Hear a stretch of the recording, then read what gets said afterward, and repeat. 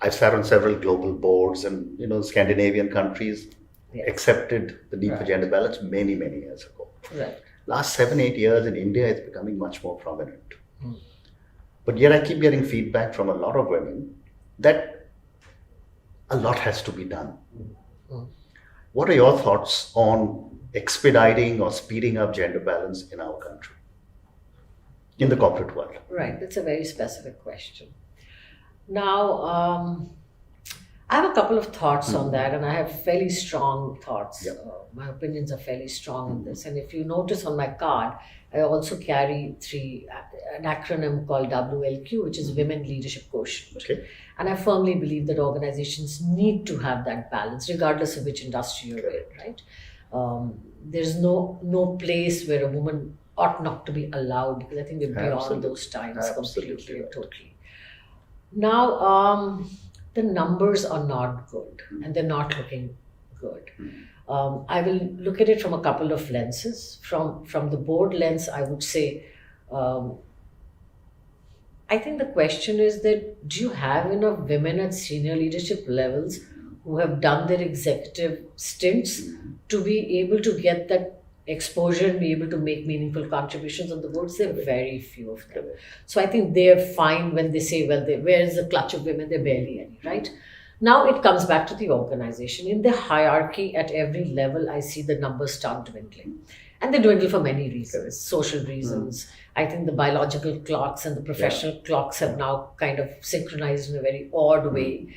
I have a woman who's head of marketing at 40, delivering a child and trying to do justice to her job. And you have a maternity leave that says 6 months that she can be away. The organization says, how can I warm that seat for 6 months without her presence? Correct.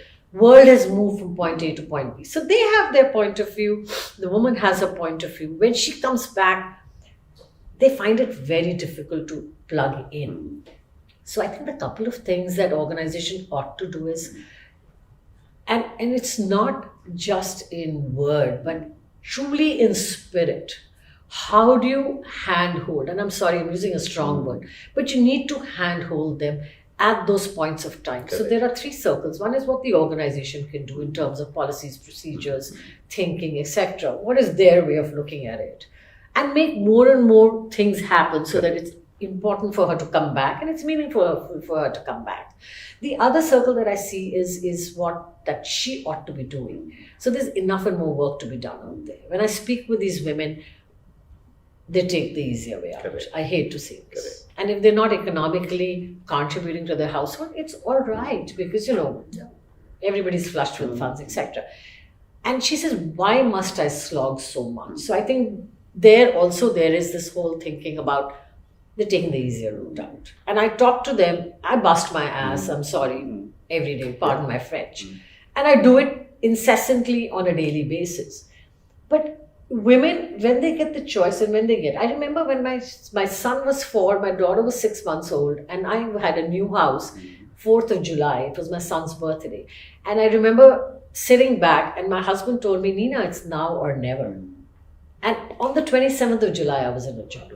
Wonderful. And I had to do that to myself. Correct. And that's the point I make on the women.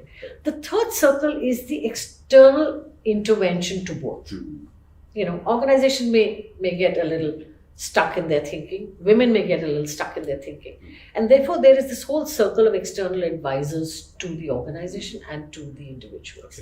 And I think that is where also we need the other advocacy, for want of a better word. I remember back in Corn Ferry, I had taken on the mantle of 100 people in the leadership development for over a year. It was a very beautiful project that we kind of created and carved out.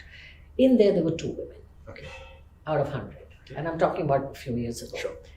I did not hesitate to go to the MD and said that, and I'd had these conversations, those coaching conversations with 2 women, and both looked suspect to me. And I did not hesitate. I spoke directly to the MD, confidential conversation. I said, you cannot let them go for want of role models for the entire organization. Very good. So there are many things that need to be done. I hope I've answered. No, you've answered my question.